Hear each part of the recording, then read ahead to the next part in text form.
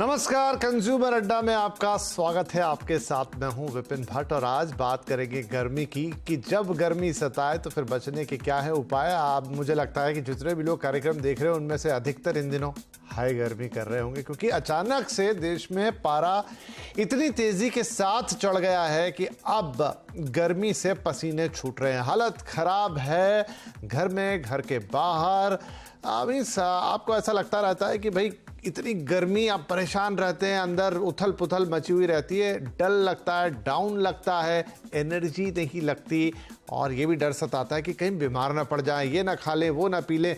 दिमाग में ऐसा बहुत कुछ रहता है और ये वो मौसम भी है जब काफ़ी सारे लोग बीमार पड़ते हैं और गर्मी में बीमार पड़ना कोई अच्छी बात भी नहीं है। कई तरह के रोग अपने साथ ले आती है कई बार गर्मी, और यहाँ पर आपको खास तौर पे अपना ध्यान रखने की ज़रूरत है क्योंकि ये 1-2 महीने काफ़ी ज़्यादा टफ होते हैं। और इस बार तो हमें टेम्परेचर जो है वो अच्छा खासा अभी से 45 डिग्री के आसपास कई जगह रिपोर्ट हो रहा है और गर्मी हम देख रहे हैं लगातार धीरे धीरे बढ़ती भी जा रही है। तो अब गर्मी क्यों बढ़ रही है वो तो अपने आप में एक अलग विषय है, लेकिन गर्मी बढ़ रही है तो जरा तकलीफें तो बढ़ेंगी ही बढ़ेंगी। तो आज उन्हीं तकलीफों के समाधान की कोशिश होगी कि इस गर्मी के मौसम में कैसे खुद को कूल रखा जाए, स्वस्थ रहा जाए और हो सके तो इसे अच्छी तरह एंजॉय भी किया जाए।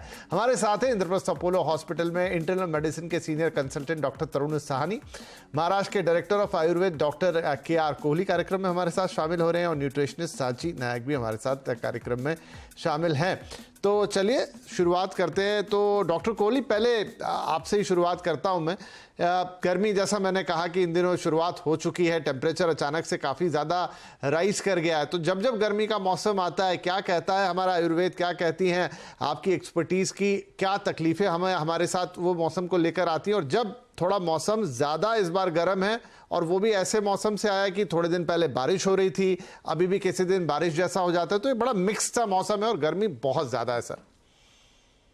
देखिए, सबसे पहली बात यह है कि आयुर्वेद ये कहता है, यथा ब्रह्मांडे तथा पिंडे। जो बाहर हो रहा है, वातावरण में हो रहा है, जो ब्रह्मांड में हो रहा है, वो शरीर के अंदर भी हो रहा है। तो शरीर की गर्मी को कम करने के उपाय, बाहर की गर्मी से हम बीमार ना पड़े और अपने शरीर को बैलेंस कर पाएं, ये बहुत इंपॉर्टेंट है। आयुर्वेद के हिसाब से अभी वात की वृद्धि होती है शरीर में और कफ का बहुत कम हो जाता है, पित्त बहुत बड़ा होता है।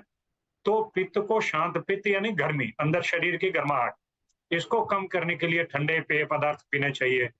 और उसके अलावा बेल शरबत है या दूसरे कोई जो इलेक्ट्रोलाइट्स को बैलेंस करें, पित्त को कम करें, शरीर की गर्मी को कम करें, ऐसे सारे उपाय करने चाहिए।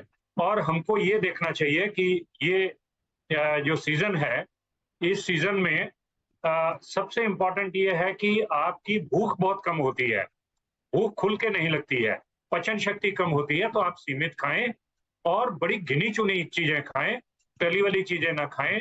और उसके अलावा कहीं भी कुछ भी कोई जैसे हॉट ड्रिंक्स हैं, अल्कोहल का यूज है, ज्यादा चाय कॉफी है, ये सब बहुत कम करना चाहिए। और पेय पदार्थ, जितने भी शीतल पेय पदार्थ हैं, चाहे वो चंदन वाले हों, उशीर वाले हों, खस वाले हों, चाहे वो वाटरमेलन जूस हो, कलिंगड़ जिसको हम लोग यहाँ महाराष्ट्र में कहते हैं।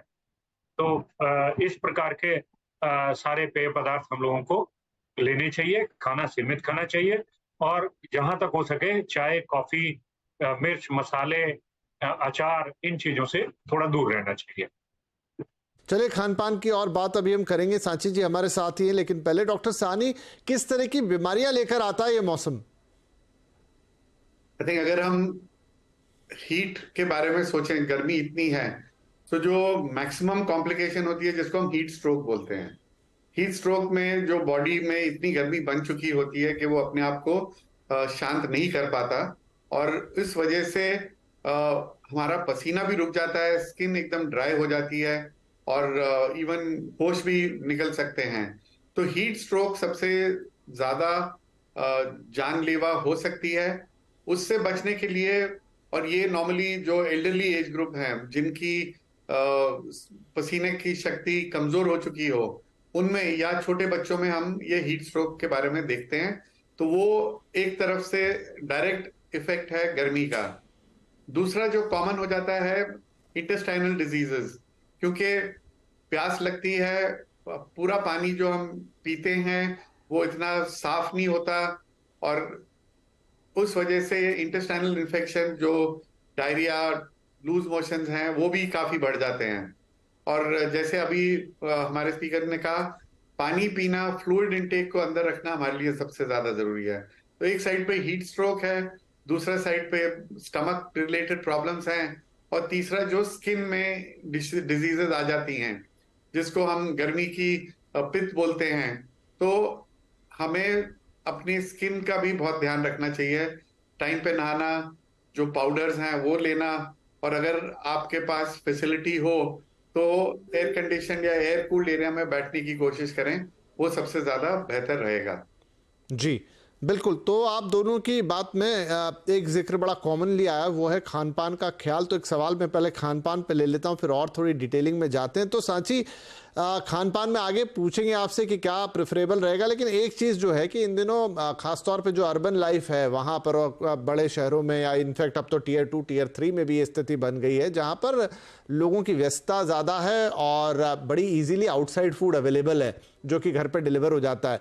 लेकिन मैं जस्ट आपसे इतना जानना चाहूँगा कि आउटसाइड फूड भले ही कितना हाइजीनिक हो, कुछ भी हो, लेकिन इस गर्मी के मौसम में आप नहीं गारंटी ले सकते, क्योंकि रास्ते में आते आते ही शायद वो खराब होने का खतरा पैदा हो जाए।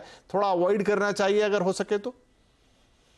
एब्सोल्युटली विपिन जी, आपने सही बोला, क्योंकि बैक्टीरियल ग्रोथ एक स्पीड उसका ज्यादा हो जाता है जब टेम्परेचर हाई होती है।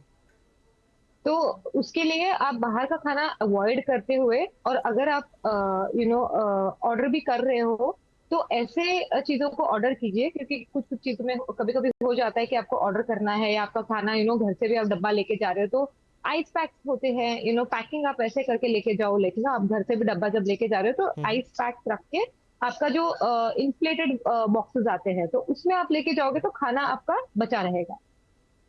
ओके, आप कह रही कि इन्फ्लेटेड बॉक्सेस आ रहे हैं, उनमें लेकर जाइए और वो खाना आपका बचा रहेगा। इन्फ्लेटेड बैग्स भी होते हैं, हाँ, इंसुलेटेड बैग्स होते हैं, इन्फ्लेटेड बैग्स होते हैं, उसमें आप लेके जाओगे। और आइस पैक के वो बॉक्सेस भी आते हैं, आजकल बहुत इजीली अवेलेबल होता है अमेज़न पे, ऑनलाइन शॉप्स में। तो आप भी जैसे अब डब्बा लेके आते हो घर से, तो ऑब्वियसली ट्रैवल हाँ, कई लोगों की शिकायत रहती है कि उनका फूड जो है वो बाकायदा वो कार में आए, एसी में बैठे, लेकिन बावजूद उसके खराब हो गया।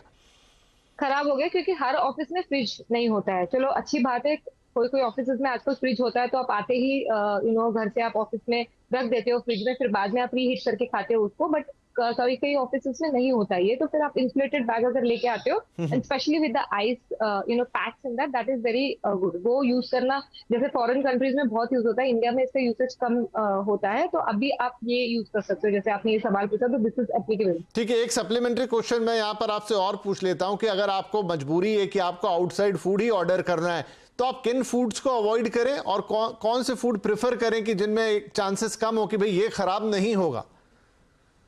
हाँ, जितना ज्यादा कुक्ड होता है विपिन जी खाना, उतना ज्यादा उसमें बैक्टीरियल ग्रोथ का पॉसिबिलिटी होता है, स्पेशली नॉनवेज। एक तो नॉनवेज डेफिनेटली एक टेम्परेचर में उसको रखा जाता है, फिर उसको निकाला जाता है, एक टेम्परेचर में उसको कुक किया जाता है। तो vegetarian sources are better. Fruits with the best option, क्योंकि फ्रूट्स को कैसे होता है, आप इमीडिएटली कट करके यूज करते हो, तो उसको खराब नहीं। तो basically to answer your question is that कम कुक्ड, फ्राइड ना हो खाना, जिसमें वाटरी प्रोडक्ट ज्यादा हो, वो वाला आपको ऑर्डर करना चाहिए।